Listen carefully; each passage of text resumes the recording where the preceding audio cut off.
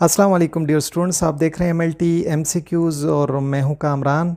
आज का हमारा जो टॉपिक है वो होगा एरिथ्रोब्लास्टोसिस फीटेलिस से। और आज के टॉपिक में हम बेस्ट 8 MCQs जो हैं वो डिस्कस करेंगे, जो आपके इम्तिहानात के हवाले से, जो लोग बाहर के लिए इम्तिहानात देते हैं उनके लिए बहुत अहम साबित होगा। तो चलिए शुरू करते हैं MCQs को। MCQ नंबर 1 जो है तो उसमें पूछा जा रहा है कि 4 मेजर ब्लड टाइप्स होती हैं। उसमें ए है, बी है, ओ है और एक चौथे नंबर का है, उसे क्या कहा जाता है।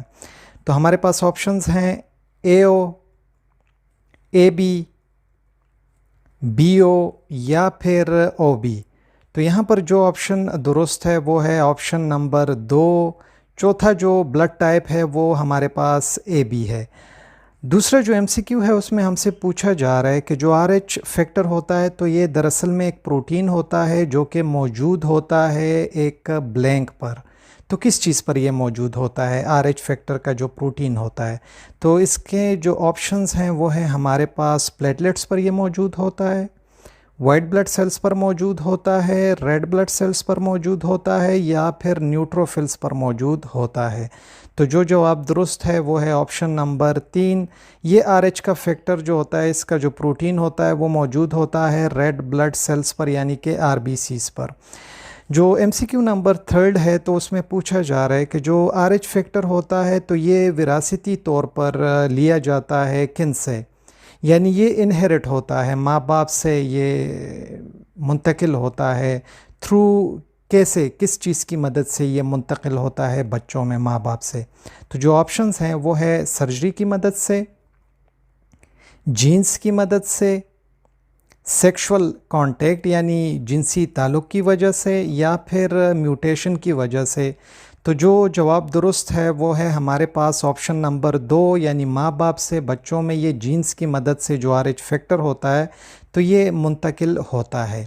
जो चौथा नंबर MCQ है उसमें पूछा जा रहा है कि अगर मदर का RH जो प्रोटीन है, जो टाइप है वो अगर नेगेटिव है और बच्चे का RH पॉजिटिव है, तो माँ के जिस्म के अंदर बच्चे के खून में कोई रिएक्शन आता है या नहीं आता, तो कैसे वो रिएक्शन आता है। हमारे पास ऑप्शंस हैं एंटीबॉडी की शक्ल में, फॉरेन सब्सटेंस की शक्ल में, ड्रग की शक्ल में या फिर इन्फेक्शन की शक्ल में। यानी माँ तो RH नेगेटिव है, बच्चा जो है वो RH पॉजिटिव है। तो पहले प्रेगनेंसी में तो मसला नहीं होता, लेकिन माँ के जिस्म के अंदर दूसरी प्रेगनेंसी के लिए इस पॉजिटिव RH के ख़िलाफ़ जिस्म में कोई चीज़ ज़रूर बन जाती है। तो वो क्या चीज़ होती है। तो यहाँ पर 4 ऑप्शंस दिए गए हैं और इन ऑप्शंस में से ठीक ऑप्शन जो है वो मुंतखब करना है। तो हमारे पास जो ठीक ऑप्शन है इसमें वो है फॉरेन सब्सटेंस, यानी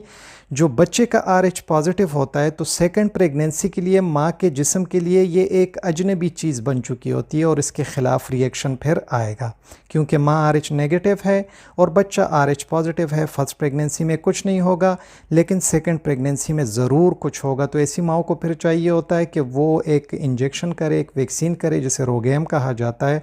तो फिर इस तरह के रिएक्शंस नहीं आते और बच्चे ज़ाया नहीं होते। जो 5वां नंबर MCQ है उसमें पूछा जा रहा है कि अगर मदर जो है वो RH नेगेटिव है और बच्चा जो है वो RH पॉजिटिव है, तो माँ के जिस्म के अंदर कोई चीज़ बनती है बच्चे के ब्लड के ख़िलाफ़, तो वो चीज़ क्या होती है। तो जवाब जो है हमारे पास ऑप्शंस की शक्ल में वो है कैंसर, जीन्स, एंटीजन्स या फिर एंटीबॉडीज़।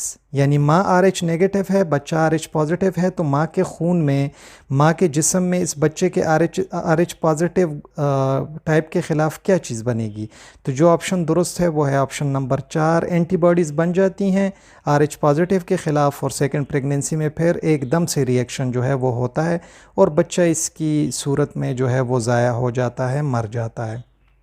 जो छठा MCQ है उसमें पूछा जा रहा है कि RH इनकम्पेटिबिलिटी जो होती है हामिला औरतों में, ठीक है, तो एंटीबॉडीज़ जो होती हैं वो प्लेसेंटा क्रॉस कर देती हैं माँ के पेट के अंदर और अटैक करती हैं बच्चे के किस चीज़ को। यानी RH इनकम्पेटिबिलिटी से मतलब ये है कि जब RH टाइप जो होता है वो माँ का और बच्चे का एक दूसरे के साथ कंपेटेबल ना हो, बराबर ना हो, वो एक दूसरे से मुताबिकत ना रखते हों, एक दूसरे से बराबरी ना रखते हों, एक दूसरे के साथ वो ठीक तरह से ना जोड़ें और रिएक्शन हो, तो रिएक्शन को इनकम्पेटिबिलिटी की सूरत में लिया जाता है। तो ऐसे हामिला ख़वातीन के पेट के अंदर जो प्लेसेंटा होता है, जो माँ और बच्चे के बीच में जो कनेक्शन होता है, जिसे प्लेसेंटा कहा जाता है, तो एंटीबॉडीज़ इस प्लेसेंटा को क्रॉस कर देती हैं और बच्चे के जिस्म में वो एक चीज़ को टारगेट करती हैं। तो वो चीज़ क्या होती है? ऑप्शंस हैं red blood cells, white blood cells, red blood cells और प्लेटलेट्स। तो जो ऑप्शन यहाँ पर दुरुस्त है वो है ऑप्शन नंबर 3 और 1, यानी यहाँ पर रेड ब्लड सेल्स का 2 बार बताया गया है। तो बच्चे में ये एंटीबॉडीज़ रेड ब्लड सेल्स को टारगेट करती हैं और बस वहाँ पर हीमोलिसिस शुरू हो जाती है, जिसकी वजह से बच्चे का बचना बहुत मुश्किल हो जाता है। जो MCQ नंबर 7 है उसमें पूछा जा रहा है कि एरिथ्रोब्लास्टोसिस फिटेलस को एक दूसरा नाम भी लिया जाता है, वो क्या है?